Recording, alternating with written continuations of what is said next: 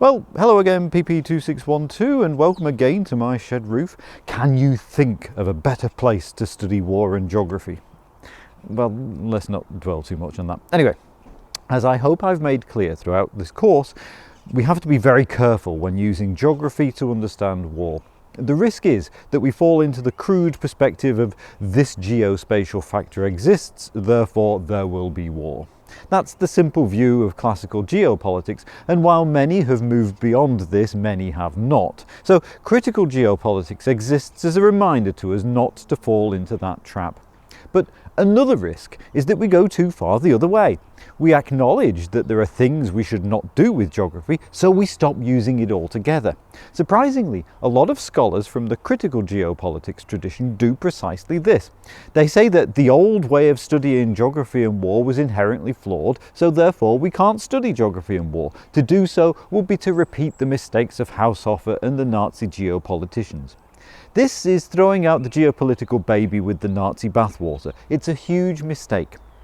Geospatial factors do have an influence on war and conflict. It's never monocausal. It's not as simple as Mackinder's heartland or Malthus's population pressure. It's inherently multivariate. We need to look at as many geospatial factors as we can. Once we model as many variables as possible, we'll start getting towards a better understanding of the relationship between geospatial factors, or geography, and war. But if we've learned anything from the critical geopolitics school, we should apply it to our data gathering. Don't assume that the data are unbiased. As we saw in the last session, depending on your data source, you can find either that wars are related to mountains or that wars are not related to mountains. To figure out which is right, dig deep into those data. That's what I want to do with this session.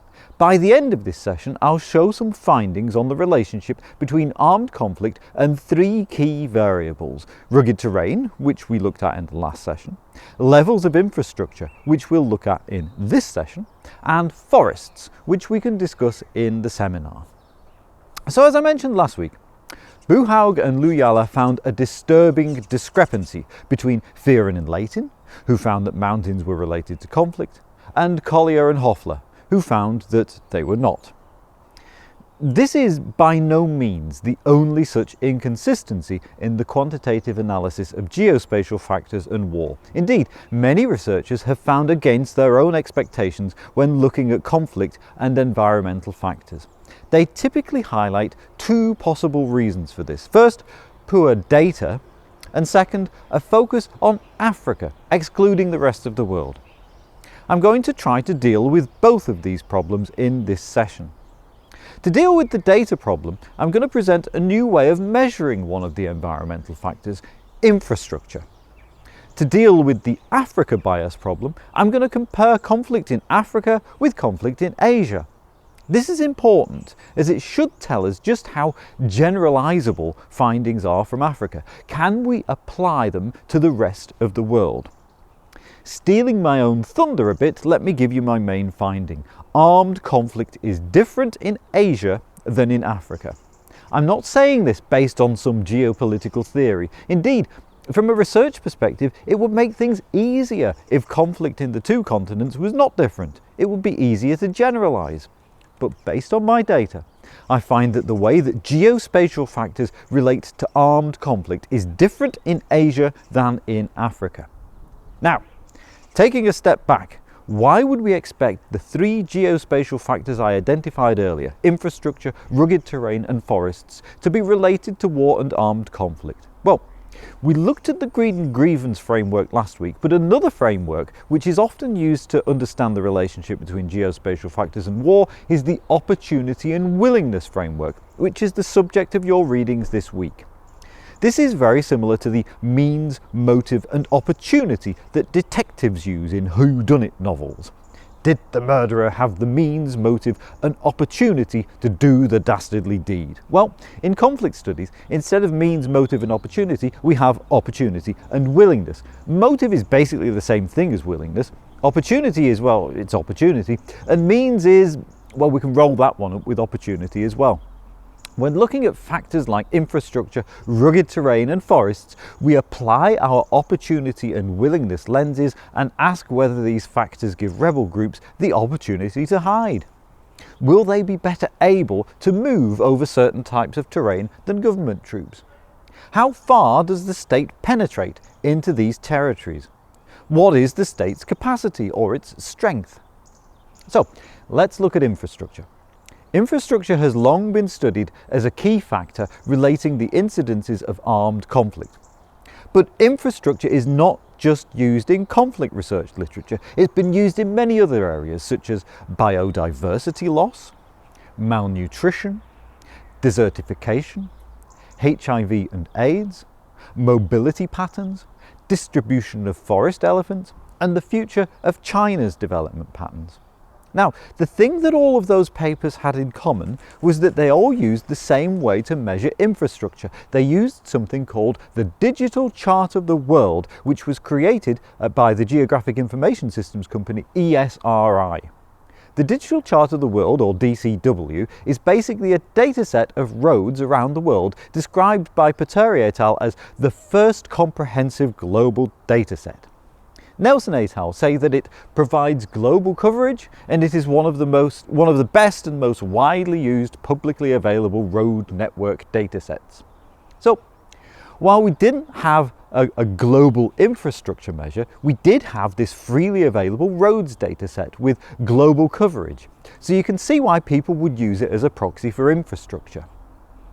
But as people used it, they kept finding problems with it. Does it really offer comprehensive global coverage of road networks? As Uchida and Nelson pointed out in 2020, it has some very old road data dating back to the 1960s. A year later, Descherbinin points out that the roads data in the Digital Chart of the World are known to be incomplete for a number of countries. In 2013, StoryGuard referred to it as a declassified US military project combining data of unknown quality from 4 decades with very little metadata. The most densely populated areas of Bangladesh surrounding the capital Dhaka have essentially no roads.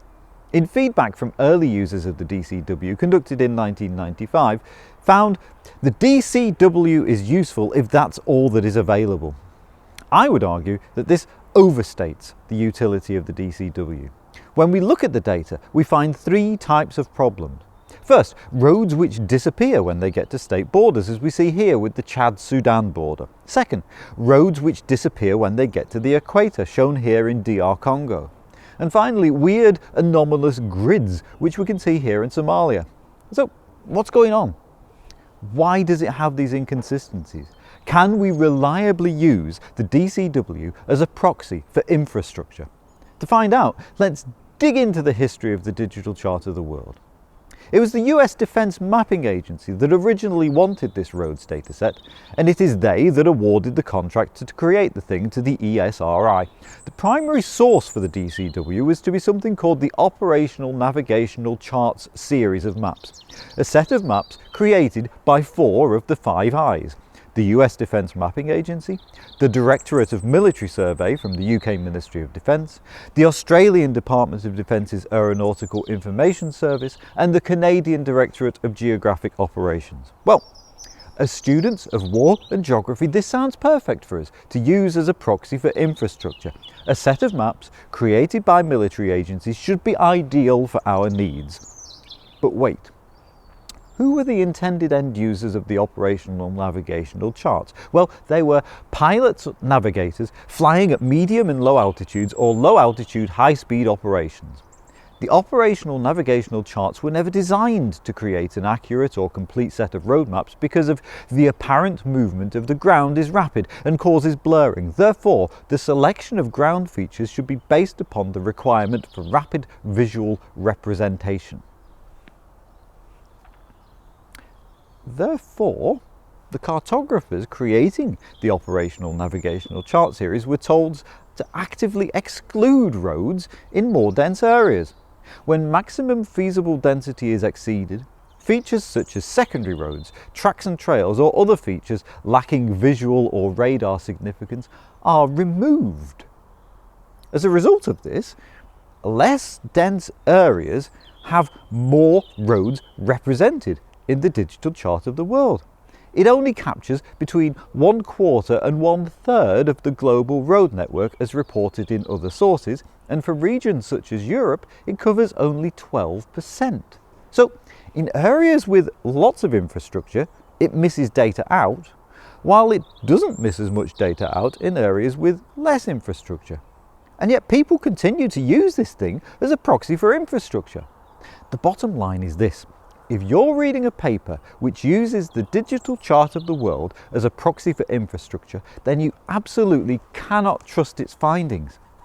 The digital chart of the world roadmaps are good for low altitude, high speed pilots. But it's bad for students of geography and war. Now, as I said at the start, there's a risk of getting too critical. It's good to be critical of our sources, but at the end of the day, we still want to know what the relationship between geospatial factors, in this case infrastructure, and war is. We can't just give up because the data aren't very good. So what can we do? Well, come up with an alternative. So that's what I did with the Infra package, which is available to download for the R language through CRAN.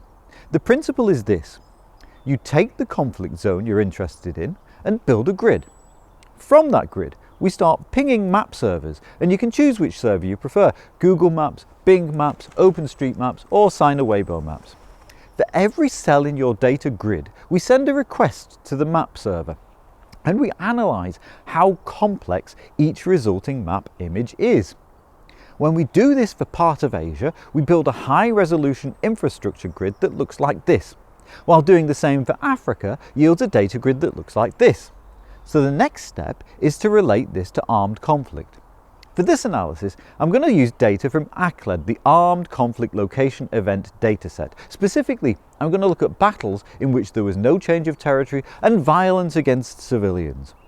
We can first visualize the parts of Asia and Africa in which these armed conflicts occurred, here for battles with no change of territory, and here for violence against civilians. Once we have those, plus some control variables, we can see what the relationship is between infrastructure, forests, and rugged or mountainous terrain in Africa and Asia. And what do we find? Well, for both battles in which there was no change of territory and violence against civilians, rugged terrain is only significant in Africa. More rugged terrain is linked with more conflict in Africa, but not in Asia. For tree coverage, the situation is reversed. Tree coverage is negatively significant in Asia, meaning more trees is linked with less conflict in Asia, but no relationship in Africa. And finally, infrastructure is positively significant in Africa, but negatively significant in Asia. High levels of infrastructure are linked with high levels of armed conflict in Africa, but high levels of infrastructure are linked with low levels of armed conflict in Asia. So why do we see this difference between Africa and Asia? That's something we can discuss in the seminar.